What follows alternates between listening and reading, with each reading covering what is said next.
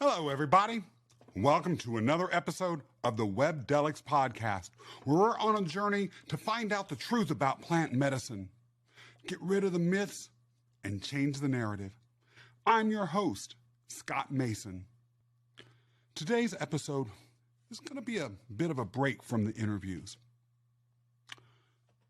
We've been through a lot during these first few episodes, and there's been a lot in them to take in. I really felt it was important to take a little while to step back and to process everything that we've learned together and to extract some real meaning from it, maybe some takeaways too. If you're like me, the things that our guests shared during those episodes might have opened your mind to information that can seem overwhelming. How do you put it all together and turn it into something that any of us can actually do something about, whether for ourselves or for other folks that we care about? I started this podcast like a lot of you. I'd heard things about psychedelics here and there being positive, maybe helping people heal from mental trauma or reconnect with their spirituality or maybe help them do better at work.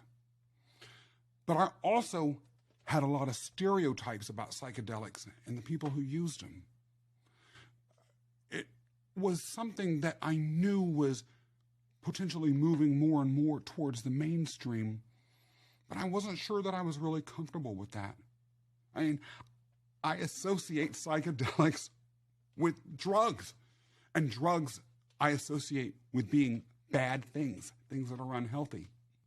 But despite those stereotypes and those negative associations, I couldn't help myself. I actually was curious to learn a bit more. In addition, based on the little that I knew about plant medicine and psychedelics, I was interested in learning more because learning more seemed to give me the opportunity to be a part of something bigger, something that was really worth being a part of.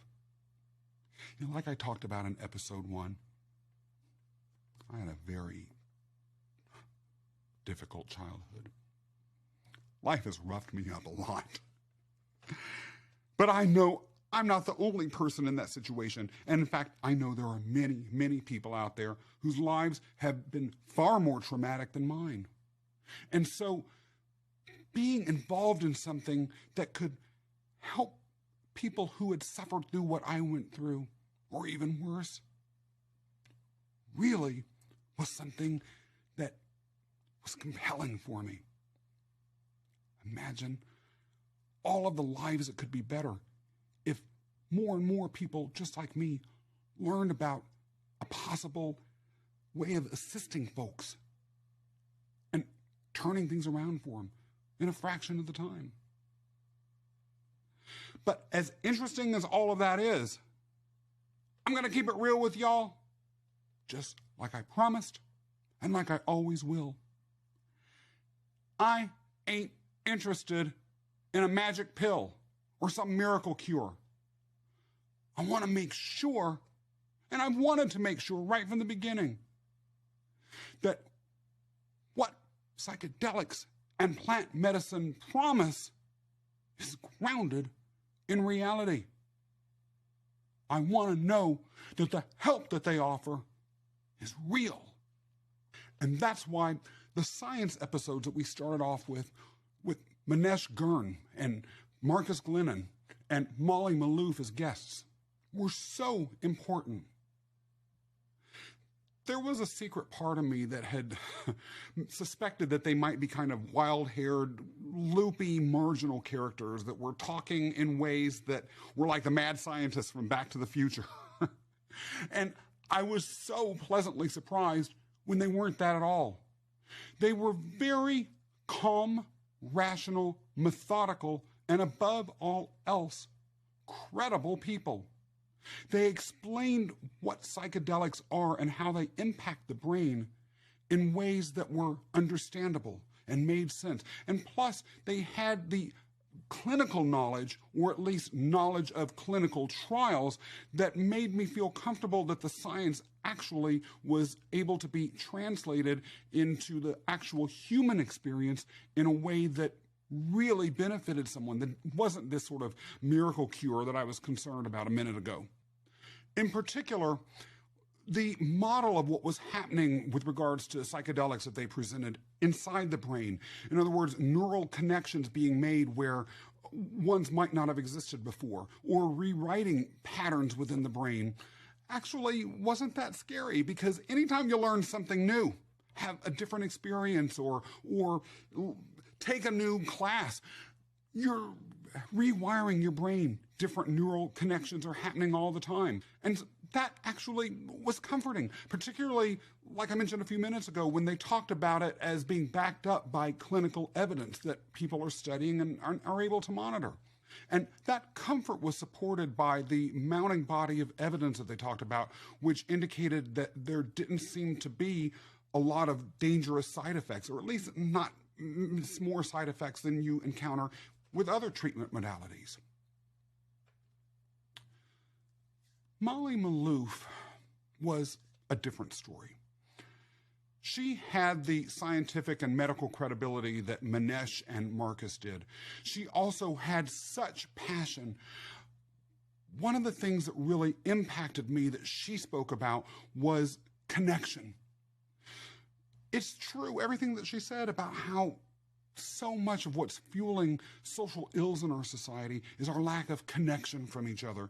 Whether it's simply that we're in front of computer screens all day and not out there talking with and touching and feeling people as much as we used to be, or whether it's that we're not as involved in community organizations, or whether it is that we're divided as a country. As I thought about everything that she talked about, this lack of connection is a serious problem in our society.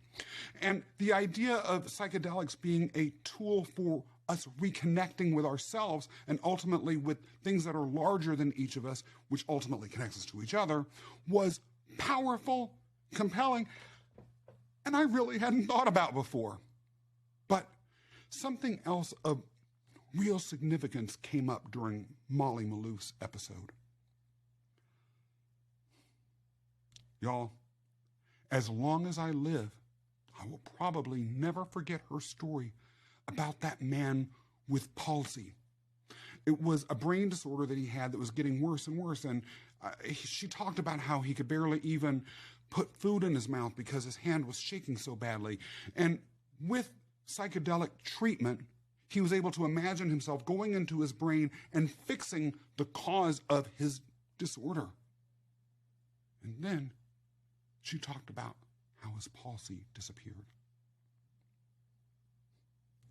We've focused from the very beginning on mental health as an issue that is so critical in our society that it demands the attention of anyone who can offer a potential solution, such as psychedelics.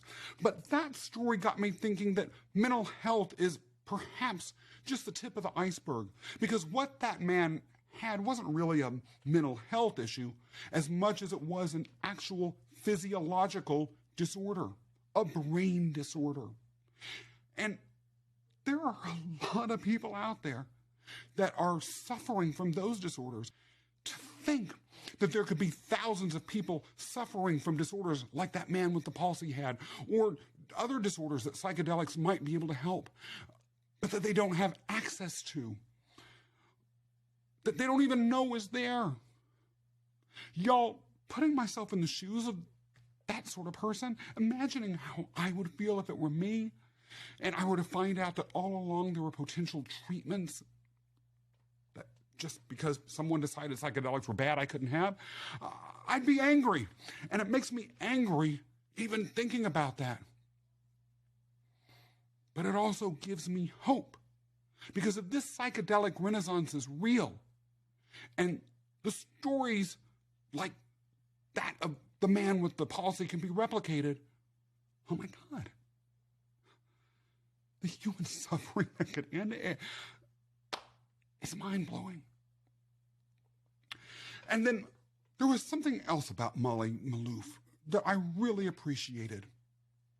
She wasn't just some random cheerleader. Yes, she had passion, but she was very emphatic about the fact that these are serious treatment modalities that need to be respected. Her concern about safety added to her credibility. Because all the treatments in the world, all the possibilities out there are worth exploring, but not if the risks associated with them overpower everything else. And so when it came to all of the science episodes together, the demeanor of the guests that we had, as well as the content that they were sharing, and this sense of being highly reasoned, even a little bit cautious, gave them a real gravitas and gave me a strong sense of comfort and a belief in the credibility of the messages that they were sharing. And there's one more thing that I wanted to say as I thought about that story during the Molly Maloof episode of the man who had the palsy and was able to fix it.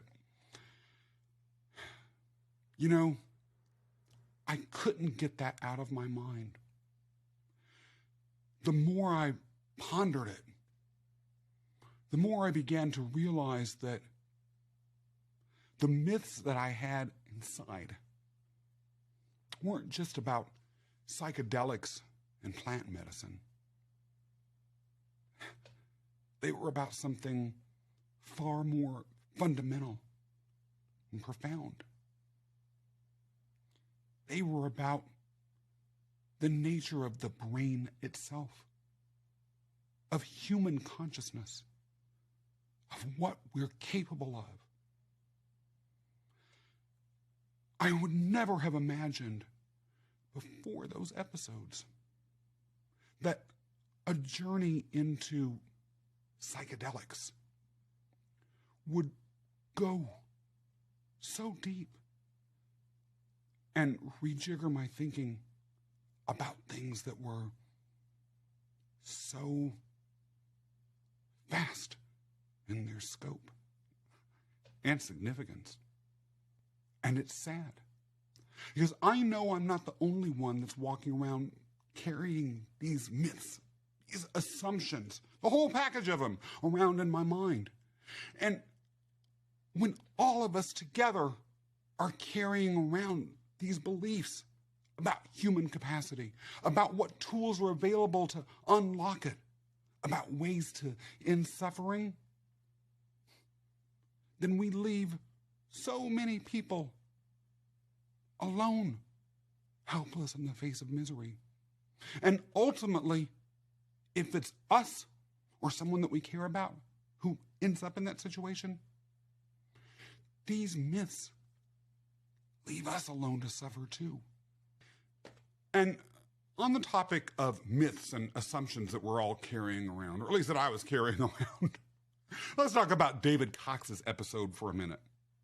Now, just as a little reminder, David and I talked about the relationship of psychedelics and plant medicine to traditional Western medicine as well as to alternative medicine. And we also talked about some of the stigmas associated with psychedelics as a treatment modality, or psychedelics more generally. And one of the things that I came to a conclusion about as I thought through that episode more and more was that in addition to all of these assumptions that I was having about the brain and about psychedelics, there were assumptions about the validity of various social and cultural narratives that I was hearing all the time. For instance, growing up in red state America like I did, and probably not just red state America, throughout the entire U.S., I was always hearing messages around drugs being bad. Just say no was a commercial I remember seeing all the time, and it was a catchphrase. And then there were all sorts of very graphic ads that you would see about the damaging effect that drug use, or drug abuse at least, had on people. And look, a lot of these drugs are serious dangers to society, so I don't want to minimize or trivialize the messaging that went out there. But at the same time, all of the drugs that were being referenced were swept into one single category, irrespective of whether they were really alike or not. Cannabis and pot is one example of a drug type that our society seems to be differentiating from things like crack, which is why cannabis is becoming more and more legalized or decriminalized, and crack ain't. When it comes to psychedelics, thinking about that David Cox episode, I began to realize that they are not the same type of substances that cannabis is, but they are similar in that they are not of the same quality and impact as some of the other drugs that have been perhaps more legitimately part of the war on drugs. Yet they've been categorized and swept together with those drugs and the messages that we've received, and that many people, starting with Scott Mason, have absorbed so greatly that they become part of our subconscious that I haven't even really questioned them. And when you have something that is completely absorbed into your mind, and you hear it so often and no one questions it, year after year, it becomes like the air. You're walking around in it, but you can't see it. It's invisible. It's like it's not even there. But even though we can't see, feel, or touch air, it's there. It really does exist. And what I felt like after that episode with regards to psychedelics and all of these stereotypes and myths, that this messaging that I had received culturally around drugs being universally and irrespective of what they were bad, was a sense of opening my eyes and opening my senses. And for the first time, really understanding that air was there. And that's the scary and insidious thing about being caught in a bubble of social and cultural and media messages that you hear so often, that you take for granted and you don't really question, and that you might not have access to alternative sources of information about that are credible. You get caught in these limitations, and because you're not aware that they're there, you can't shake them. And so one thing that David Cox's episode, as I really thought it through, got me to understand was the importance of having a forum like Webdelics, where you can access information that is credible, but that may give you the opportunity to shake loose from some of these invisible chains about your thinking, about my thinking, about my belief systems. Not just about psychedelics, but about so much more. Although ultimately, what's fascinating about it is that it ties right back into psychedelics and the possibilities that they represent. All of this leads me to the hot episode that we had featuring a debate between Jonathan Lubecki and Zappy Zappelin. That episode was riveting, if for no other reason than the extent to which real fireworks were going off. And the reason why those fireworks were going off leads to another important point. Jonathan was the voice of caution with regards to expanding the reach of these medicines in our society. And as the Molly Maloof episode, which we talked about earlier, underscored, there's good reason for us to be cautious about this. These are not substances to be trifled with, nor are the issues that they are designed to address lightweight. They need to be treated with honor and respect. But Zappy Zappelin's passion and his sense of urgency around the severity of the mental health stakes that we're facing as a society, as well as his empathy for all of those that are suffering, could not and cannot be dismissed. He wants this accessible and available to people right now for doggone good reason. as I thought through the points of view that Zappy and Jonathan had and tried to figure out where exactly I stood on the spectrum between the two of them, the question inevitably bubbled to the surface. With the information that the scientists gave us, what do we do with it? Zappy and Jonathan were fundamentally about that question. We can understand all we want. Knowledge is great to have, but we don't live in a vacuum. Meaning is only worth acquiring if it's accompanied by action. The stories that guests like Mark McNally and Lois Kofi shared about their own experiences began to point towards the action phase, because each of those moved beyond the science and talked from a very human perspective about how using plant medicines and psychedelics were able to change them, and how then they were able to move into changing the lives of others. The focus group that we interviewed also raised some questions around that. All of them were coming from places in which, assuming that their own concerns and fears or curiosities around psychedelics and plant medicine were satisfied from a scientific perspective, what would it look like out in the world with those that they cared about? For instance, there was a minister in that group. What would that mean for people that were part of her flock? Putting all of this together and starting to take a bird's eye view, one of the other things that I'm beginning to truly understand is that the potential implications of a psychedelic renaissance, if that's what you can call what we're about to go through right now, is massive, potentially global in scale.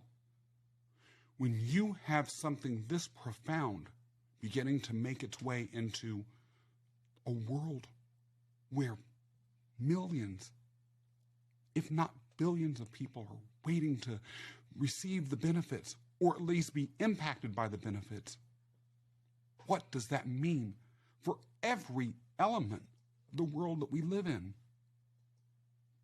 Law, economics, religion, spirituality, ethics, even race relations are all implicated by a world in which psychedelics and plant medicine become a tool that unlocks a whole host of opportunities. And so our discussion of plant medicine and psychedelics has to go deeper. Seeing the air around us, awakening to the possibilities, it's not enough. There's too much at stake. And that's why the next set of episodes are going to begin to wade into some of the deeper cultural issues related to the psychedelic renaissance. I'm looking forward to dipping my toes in. Well, actually, we're not going to just be dipping our toes in. We're going to be diving in head first. But there's a lot to be learned, and there's a lot of great thinking to be had. It means more for our tomorrows than any of us can begin to imagine. If you enjoyed today's episode and want to learn more, be sure to subscribe to the show and leave a comment or a review. And don't forget to tell the folks that you care about what we're doing. You can also follow Webdelics on Instagram, TikTok, LinkedIn, Facebook, Twitter, and YouTube. Don't forget to go to our website, webdelics.com. That's WEBDELICS.com. And sign up to our blog for trusted information about psychedelics and plant medicine. And then be sure to join us next time for another episode of the Webdelics podcast.